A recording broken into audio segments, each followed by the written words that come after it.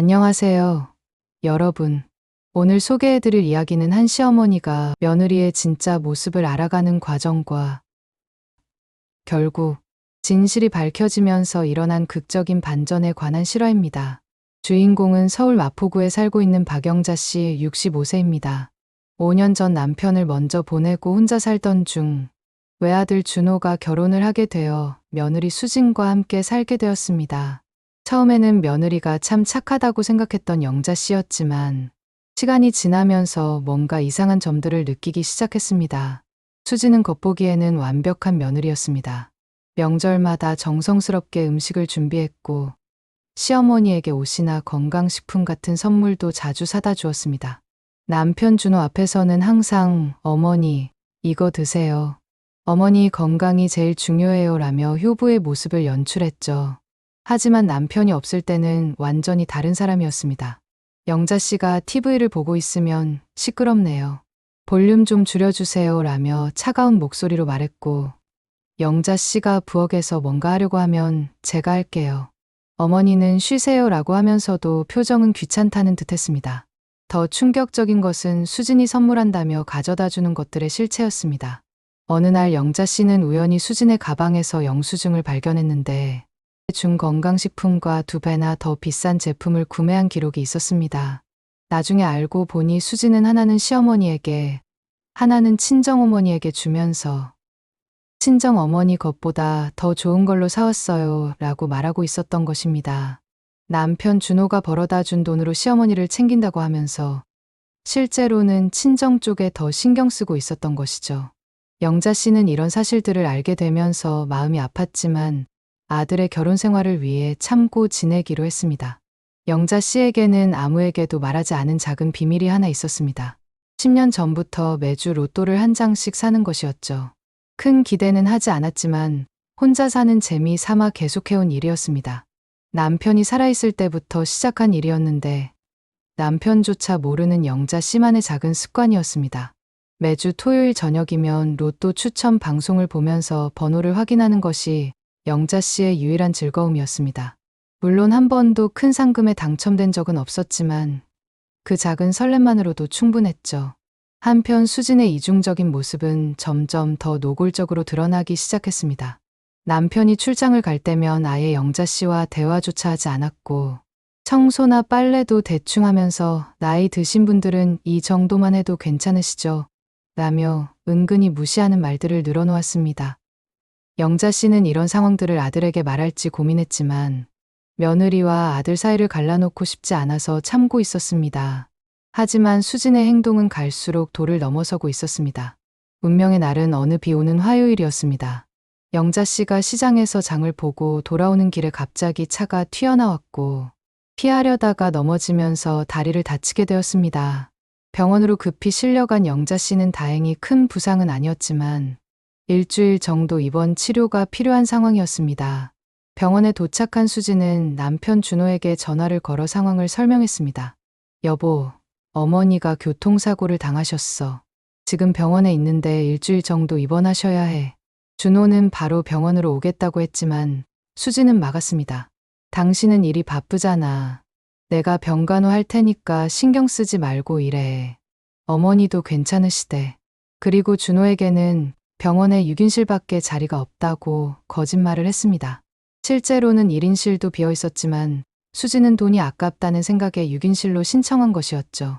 준호는 어머니가 불편하실 것을 걱정했지만 수진이 괜찮으시대. 오히려 다른 분들과 이야기하시면서 심심하지 않으실 거야 라고 설득했습니다. 수지는 매일 병원에 온다고 했지만 실제로는 영자 씨를 거들떠보지도 않았습니다. 병실에 와서는 스마트폰만 만지작거리거나 복도에서 전화통화만 하다가 가버렸죠. 영자 씨가 물을 달라고 해도 간병사 불러서 시키세요 라며 차갑게 대했습니다. 이번 셋째 날, 영자 씨는 수진이 복도에서 누군가와 통화하는 소리를 우연히 듣게 되었습니다. 병실 문이 열려 있어서 소리가 새어나온 것이었죠. 여보, 나도 빨리 만나고 싶어. 지금 병원에서 시어머니 병간호하느라고 바빠. 응, 남편은 모르니까 걱정하지 마. 이번 주 금요일에 만날 수 있을 것 같아. 영자 씨는 귀를 의심했습니다. 며느리가 바람을 피고 있다는 것이었습니다.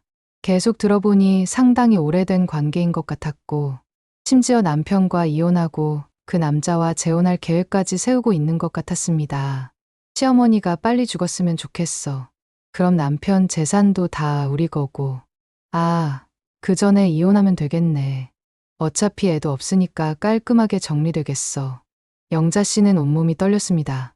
그동안 자신을 괴롭혔던 것도 모자라서 아들까지 속이고 바람을 피우고 있었던 것입니다. 더 충격적인 것은 자신의 죽음까지 바라고 있다는 사실이었습니다. 영자 씨는 바로 아들 준호에게 전화를 걸었습니다. 준호야, 엄마 얘기 좀 들어봐. 아주 중요한 이야기야. 처음에는 믿지 않으려던 준호였지만 영자 씨가 구체적인 상황들을 설명하자 점점 의심하기 시작했습니다. 엄마, 정말이에요? 수진이가 그런 사람이 아닌데. 준호야, 엄마가 거짓말할 이유가 있겠니? 그리고 이것만이 아니야. 그동안 내가 없을 때 엄마한테 어떻게 했는지도 다 얘기해 줄게. 영자 씨는 그동안 참고 있었던 모든 것들을 털어놓았습니다. 남편 앞에서는 착한 며느리 연기를 하면서 뒤에서는 시어머니를 무시하고 괴롭혔던 일들. 시어머니 명목으로 선물을 사면서 실제로는 친정어머니에게 더 좋은 것을 사준 일들. 그리고 방금 들은 불륜 관계까지 모든 것을 말했습니다. 준호는 충격에 빠졌습니다. 그동안 자신이 알고 있던 아내가 완전히 다른 사람이었다는 것을 깨달은 것이죠. 바로 병원으로 달려온 준호는 수진과 직접 대면했습니다. 수진아, 엄마한테 들었어. 정말이야? 수진은 처음에는 발뺌하려고 했지만 준호가 구체적인 내용들을 하나하나 말하자 더 이상 숨길 수 없었습니다. 결국 모든 것을 인정할 수밖에 없었죠. 미안해, 준호야. 하지만 나도 힘들었어. 시어머니랑 같이 사는 게 너무 답답했고. 하지만 준호는 더 이상 들으려 하지 않았습니다. 그래서 바람을 피운 거야. 우리 엄마 죽기를 바란 거야? 준호는 즉시 이혼 절차를 밟기 시작했습니다. 아직 아이가 없는 상황이어서 재산 분할이나 양육권 문제도 복잡하지 않았습니다. 수지는 불륜 사실까지 드러나면서 어떤 재산도 요구할 수 없는 상황이 되었죠. 한 푼도 받을 생각하지 마. 내가 한 일들을 생각하면 이것도 관대한 거야. 준호는 차갑게 말했습니다. 수지는 결국 아무것도 가져가지 못한 채 집에서 쫓겨나게 되었습니다. 한편 이 모든 일이 정리된 후 영자 씨에게는 놀라운 일이 일어났습니다. 병원에서 퇴원한 지 일주일 후 평소처럼 로또 번호를 확인하던 영자 씨는 자신의 눈을 의심했습니다. 1등에 당첨된 것이었습니다. 당첨금은 무려 15억 원이었습니다. 영자 씨는 흥분을 감추지 못했습니다. 10년 동안 꾸준히 사온 로또가 드디어 대박을 터뜨린 것이었죠. 아들 준호도 믿을 수 없어 했지만 당첨 용지를 확인하고 나서야 현실을 받아들였습니다. 엄마, 정말 대단하세요. 이제 우리 편하게 살 수 있겠어요. 준호는 진심으로 기뻐했습니다. 영자 씨도 그동안의 고생이 모두 보상받는 기분이었습니다. 로또 당첨금으로 영자 씨와 준호는 판교에 있는 새 아파트를 구입했습니다. 넓고 쾌적한 환경에서 모자가 함께 새로운 생활을 시작한 것이죠. 준호는 엄마와 함께 살면서 제대로 효도하겠다고 다짐했습니다. 그런데 이 소식을 들은 수진이 나타났습니다. 이혼할 때 재산을 숨겼다며 소송을 걸어온 것입니다. 분명히 판교 아파트 살 돈이 있었는데 이혼할 때 숨겼다고 주장했죠. 하지만 법정에서 진실은 명확했습니다. 아파트 구입 자금이 영자 씨의 로또 당첨금이라는 것이 증명되었고, 이혼 당시에는 그런 재산이 존재하지 않았다는 것도 확인되었습니다. 로또 당첨일이 이혼 성립 이후였기 때문에 수진은 어떤 권리도 주장할 수 없었습니다. 결국 수진의 소송은 기각되었고 오히려 소송 비용까지 부담해야 하는 상황이 되었습니다. 법정을 나서는 수진의 뒷모습은 초라하기 그지없었습니다.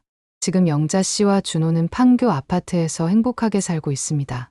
준호는 엄마가 혼자 참으시지 말고 진작 말씀해 주셨으면 좋았을 텐데 라며 미안해합니다. 영자 씨는 그때는 내 결혼 생활을 망치고 싶지 않았어. 하지만 결과적으로는 잘 된 것 같다고 웃으며 대답합니다. 특히 로또 당첨은 정말 신의 한 수였습니다. 만약 당첨되지 않았다면 수진의 거짓 소송에서 불리할 수도 있었을 텐데 당첨 시기가 이혼 이후였기 때문에 완벽하게 자신들의 재산임을 증명할 수 있었죠. 영자 씨는 인생은 정말 모르는 거구나. 그동안 힘들었지만 결국 진실이 밝혀졌고 생각지도 못한 행운까지 찾아왔다며 감사해야 합니다. 준호도 앞으로는 엄마만 모시고 살겠다. 결혼은 신중하게 생각해 볼 것이라고 말합니다. 이 이야기는 많은 사람들에게 교훈을 줍니다. 거짓은 언젠가 드러나기 마련이고 진실한 마음으로 살아가는 사람에게는 언젠가 좋은 일이 찾아온다는 것을 보여주는 감동적인 이야기였습니다. 또한 가족 간의 진실한 소통이 얼마나 중요한지도 깨닫게 해주는 스토리입니다. 더 많은 이야기를 듣고 싶으시다면 구독과 좋아요 부탁드립니다.